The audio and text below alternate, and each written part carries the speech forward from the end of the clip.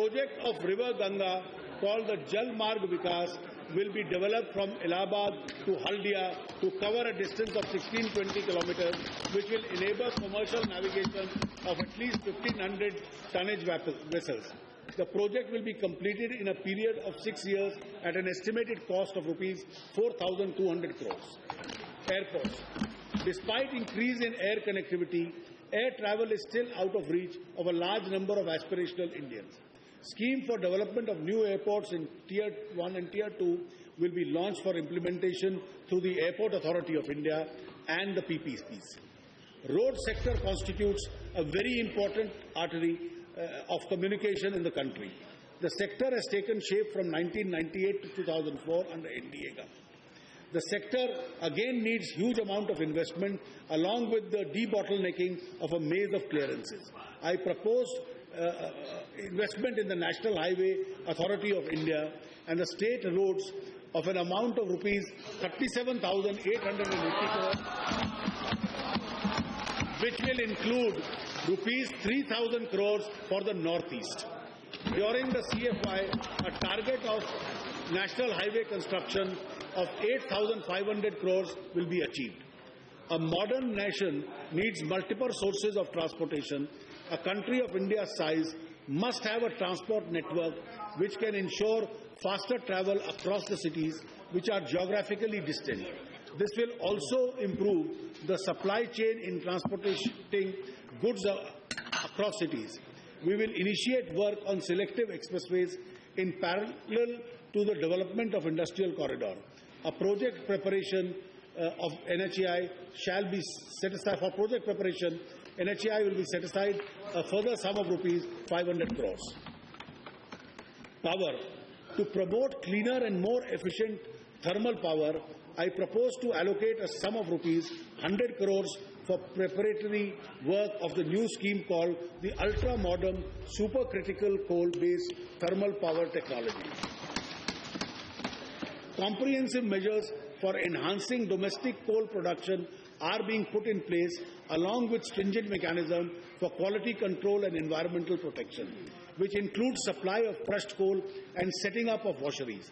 The existing impasse of coal sector will be resolved with the adequate quantity of coal will be provided in the power plants which are already commissioned and would be commissioned by March 2015 to unlock dead investments and exercise to rationalize coal linkages which will optimize transport of coal and reduce power costs is underway. New and renewable energy deserves a very high priority. It is proposed to take up ultra-modern solar power projects in Rajasthan, Tamil Nadu and in Ladakh in J&K.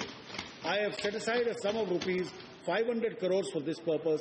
We are launching a scheme for solar power driven agricultural pumps and water pumping stations for energizing 1 lakh pumps. I propose to allocate a sum of rupees 400 crores for this purpose.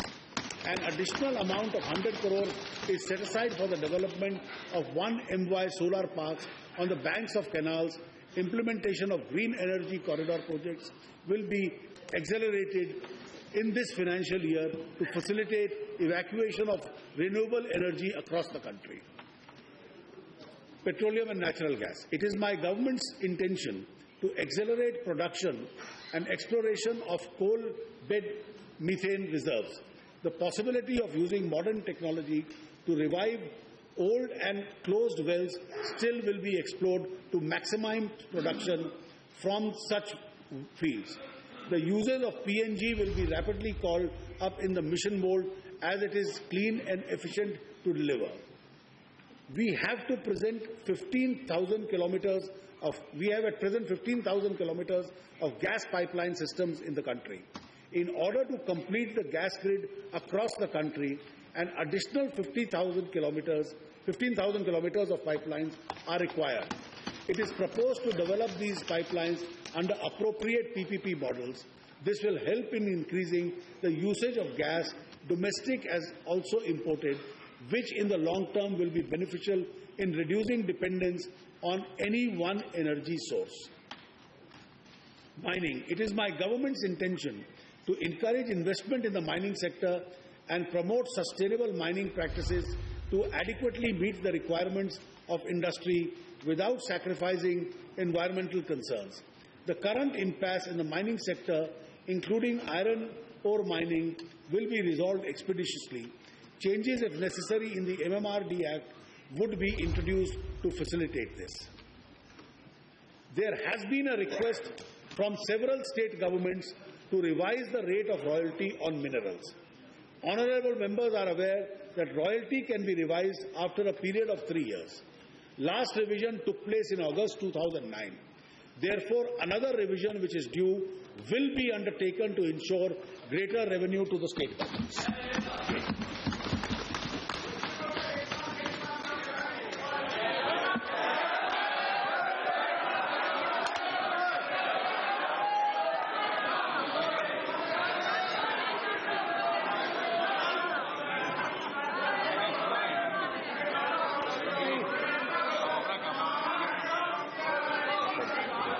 Financial sector, capital market. Financial sector is at the heart of the growth engine. Globalization helps channelize external savings to India to bridge the resource gap, but also renders the financial sector vulnerable to vagaries of the global economy. We have seen in the recent past, in ample measure, it is essential to strengthen and modernize the legislative regulatory framework. There are some important recommendations of the Financial Sector Legislative Reforms Commission, like enactment of the Indian Financial Code, which is considered necessary for better governance and accountability. It is my endeavour to complete the ongoing process of consultation with all stakeholders expeditiously on this. It is also essential to have a modern monetary policy framework to meet the challenges of an increasingly complex economy. Government will, in close consultations with the RBI, put in place such a framework. While the impact of above measures will be felt in medium term, towards the same object I propose, advise financial sector regulators to take early steps for vibrant, deep and liquid corporate bond market and deepen the currency derivatives market by eliminating unnecessary restrictions. Extend a liberalized facility of 5% withholding tax to all bonds issued by Indian corporates abroad for all sectors and extend this validity of the scheme to 30th June 2017. Liberalize the ADR-GDR regime to allow issuance of depository receipts on all permissible security. Allow international settlement of Indian debt securities. Completely revamp the Indian depository receipts and introduce a much more liberal, ambitious Bharat depository receipt. Clarify the tax treatment on income of foreign funds whose fund managers are located in India to resolve a long-standing problem. Details will be presented in Part B. The Indian capital market has been a source of risk capital for growing India. I propose to take a number of measures to further energize these markets, including introduction of uniform KYC norms for interusability of the KYC records across the entire financial sector. Introduce one single operating demat account so that Indian financial sector consumers can access, transact all financial assets through this one account.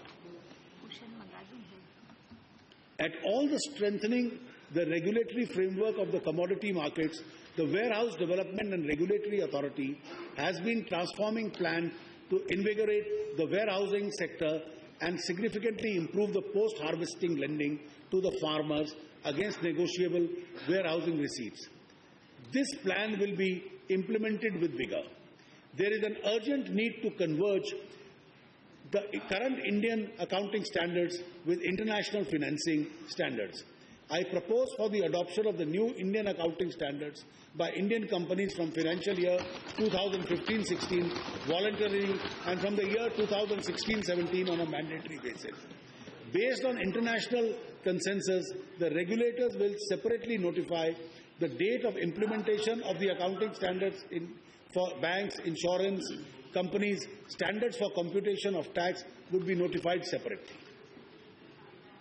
Banking. There have been some suggestions for consolidation of public sector banks. Government in principle agrees to consider these suggestions. To provide all households in India with banking services, a time-bound program will be launched as the Financial Inclusion Mission on 15th August this year. It would particularly focus to empower the weaker section of the society, including women and marginal farmers and labourers. 2 bank accounts in each household are proposed to be opened, which will also be eligible for credit. Long-term financing of infrastructure has been a major constraint in encouraging larger private sector participation in this sector. On the other side, banks will be encouraged to extend long-term loans to infrastructure sector with flexible structuring to absorb potential adverse contingencies, sometimes known as 5/25 structure. On the liability side, banks will be permitted to raise long-term funds for lending to infrastructure sector with minimum regulatory preemption such as CRR, SLR and priority sector lending. After making suitable changes to the current framework, a structure will be put in place for continuous authorization of universal banks in private sectors. In the current financial year, RBI will create a framework for licensing small banks and other differentiated banks. Differentiated banks serving a niche interest in local banks, payment banks, etc. are contemplated to meet credit and remittance needs of small businesses, unorganized sector, lower income households, framers and migrant workforce. The rising of non-performing assets of public sector is a matter of concern for the government. 6 new debt recovery tribunals would be set up at Chandigarh, Bengaluru, Irkakulam, Dehradun, Siliguri and Hyderabad. Government will work out an effective means for revival of other stressed assets. Insurance. Benefits of insurance in India have not reached the larger section of the people, and insurance penetration and density are still very low. The government would work towards addressing this situation in a multi-pronged manner with the support of all stakeholders. This would include suitable incentives using banking correspondents, strengthening micro offices opened by public sector insurances. It is also proposed to take up the pending Insurance Law Amendment Bill for consideration of Parliament. As a part of the legislative initiatives under the financial sector reforms, it is proposed to bridge the regulatory gap under the Price Chit Fund Money Circulation Act, 1978. This step is expected to facilitate effective regulation of companies and entities which have been duped by a large number of poor, and vulnerable people of this country. To address the concerns of decline in savings rate and improving returns to small savers, I propose to revitalize small savings schemes. My government attaches utmost welfare for the girl child. A special small saving instrument to cater to the requirements of educating and marriage of the girl child will be introduced. A national savings certificate will ensure benefit, with insurance cover, will be launched to provide additional benefits for small savers. In the PPF scheme, the annual ceiling will be enhanced to 1.5 lakhs per annum from 1 lakh at present. There is no compromise with the defence of our country. I therefore propose to allocate a sum of rupees 2,29,000 crores in the current financial year for defence.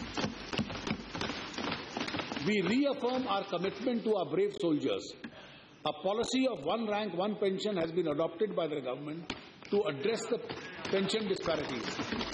We propose to set up a further sum of rupees 1,000 crores to meet this year's requirements. Modernization of armed forces is critical to enable them to play their role effectively in the defence of India's strategic interests. I therefore propose to increase the capital outlay of defence by rupees 5,000 crores over and above the amount provided in the interim budget. This includes a sum of rupees 1,000 crores for accelerating the development of the railway system in the border areas. Urgent steps will also be taken to streamline the procurement process to make it speedy and more efficient. War Memorial. The country is deeply indebted to officers and jawans of the armed forces for having made huge sacrifices to defend its honor. In doing so, a very large number of them gave up their lives. It is a privilege for the nation to erect a befitting war memorial in their memory. I am happy to announce that a war memorial will be constructed at the Prince's Park. It will also be supplemented by a war museum. I am allocating a sum of rupees 100 crores for this purpose. In the year 2011, a separate fund was announced to provide necessary resources to public-private sector companies, including SMEs, as well as academic and scientific institutions, to support research and development of the defense system and enhance cutting-edge technologies capability of the country. However, beyond the announcement, no action was taken. I therefore propose to set up an initial sum of rupees 100 crores to set up a technology development fund to support this object. The scheme for modernization of the state police forces would be reviewed. I propose to enhance the allocation for a sum of rupees 1847 in the budget estimates of last year to rupees 3,000 in the current financial year. I am also allocating adequate funds for carrying out small but much needed development activities of this additional central assistance for left-wing extremist affected areas. In order to strengthen and modernize border infrastructure, a sum of rupees 2,250 crore has been set aside. In addition, a sum of rupees 990 crores has been allocated for socio-economic development of the villages along the border. A sum of rupees 150 has been earmarked for the construction of the marine police stations, jetties, and for purchase of boats.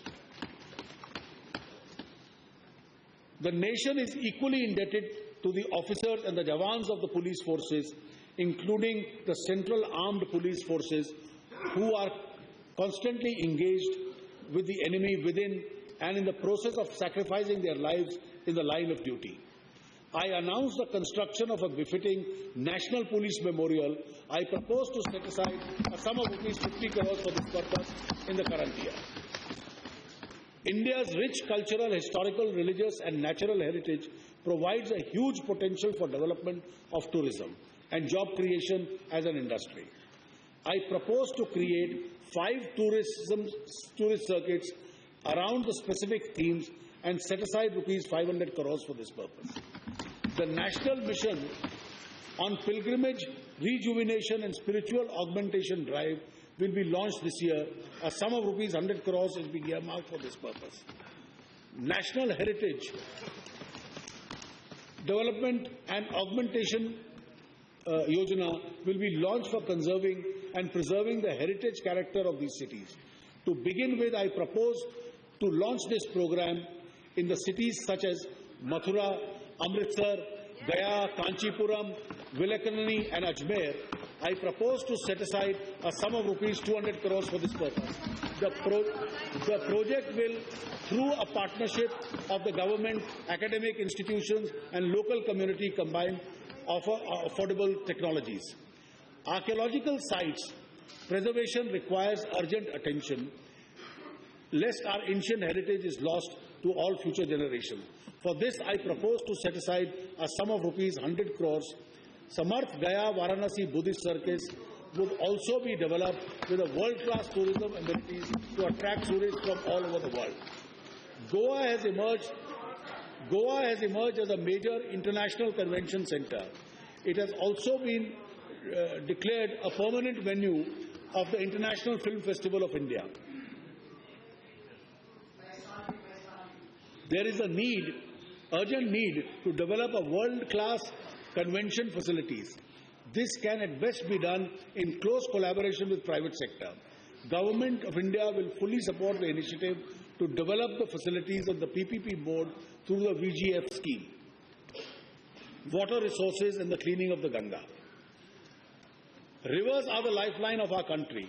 They provide water not only for producing food and multitudes but also drinking water. Unfortunately, the country is not uniformly blessed with perennial rivers. Therefore, an effort to link rivers can give rich dividends to the country. It is time that we make serious effort to move in this direction. To expedite the preparation of a detailed project report, I propose to set aside a sum of rupees 100 crores. For a detailed study, for a report, substantial amount of money has been spent. What is happening? 100 crore rupees for a report.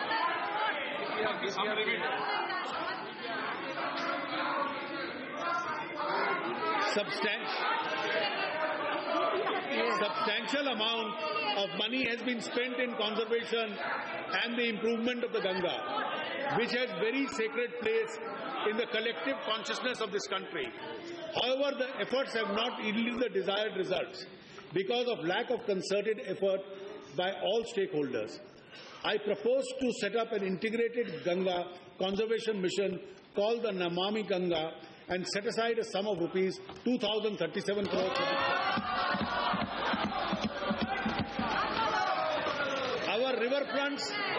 Our riverfronts and ghats, our riverfronts.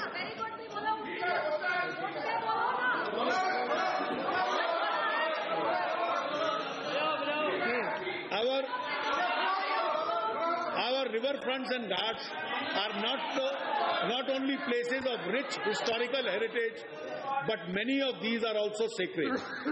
To start this process in the country, I propose to set aside rupees 100 crore for ghat development and beautification of the riverfronts in Kedarnath, Haridwar, Kanpur, Varanasi, Allahabad, Patna and Delhi in the current financial year. NRIs have been an important contributor to the development process of India in areas such as education, health and preservation of culture. In this context, to harness their enthusiasm to contribute towards conservation of the river Ganga, NRI fund for Ganga will be set up, which will finance the special projects. Science and technology. The Department of Science and Technology has some of country's leading research centers in areas such as nanotechnology, material science and biomedical device technologies. The government will strengthen at least 5 such institutions as technical research centers to make them more effective in innovative spaces through public-private partnership. The development of the biotech clusters in Faridabad and in Bengaluru will be scaled up and taken to high international quality. The efforts will include global partnership in accessing model organisms, resources for disease biology, stem cell biology, and for high-end electron microscopy. The nascent agri-biotech cluster in Mohali will be scaled up to include plant generic and plantotype platforms. Secondary agriculture will be a major thrust in Mohali through collaborations in the public-private partnership. In addition, 2 new clusters in Pune and Kolkata will be established. Global partnerships will be developed under India's leadership to transform Delhi component of International Center of Generic Engineering and Biotechnology into world leader of life sciences and biotechnology. Several major space missions are planned for 2014-15, which include the experimental flight of India's future high-capacity launcher GSLV Mk3, 1 commercial launch of PSLY, and 2 more navigational satellites. Our Mars orbiter spacecraft is in its 300-day-long voyage to planet Mars, along with the designated heliocentric trajectory. Mars orbiter spacecraft is expected to be orbiting around Mars on September 24, 2014. Sports are an integral part of the growing up personality development. Unfortunately, in our country, sports have not become mainstream till date. The government will set up national sports academies for major gains in different parts of India to mainstream sports. Academic and international level facilities for training of accomplished athletes and for nourishing the best talent in the country at junior and sub-junior level will also be set up for shooting, archery, boxing, wrestling, weightlifting and various track and field events. Jammu and Kashmir has a lot of sporting talent which is not finding expression due to inadequate sports facilities. I propose to provide a special sum of rupees 200 crores for upgrading the indoor and outdoor stadiums to international levels, which are in both Jammu and in the Kashmir Valley. I propose to set up a sports university in Manipur. Manipur has done exceptionally well in sports. For this, I am providing a sum of rupees 100 crores in the current financial year. Unique sports traditions have developed in the Himalayan region in the countries and the states that are a part of it. To promote this, India will start an annual event to promote these games and would invite countries like Nepal and Bhutan also to participate, in addition to Indian states like Jammu and Kashmir, Uttarakhand, Himachal Pradesh, Sikkim and the northeastern states. I am also setting aside a sum of rupees 100 crores for the training of our sports women and men for the forthcoming Asian and Commonwealth Games. Employment exchanges will transform into career centers and in addition for providing information about job availability. Those centers will also extend counseling facilities to the youth for selecting jobs best suited for their ability and aptitude. I have set aside a sum of rupees 100 crores for this purpose. Youth of India are pragmatic and looking forward and wish to be leaders in all other fields. In order to promote leadership skills, I propose to set up a Young Leaders program with an initial allocation of rupees 100 crores.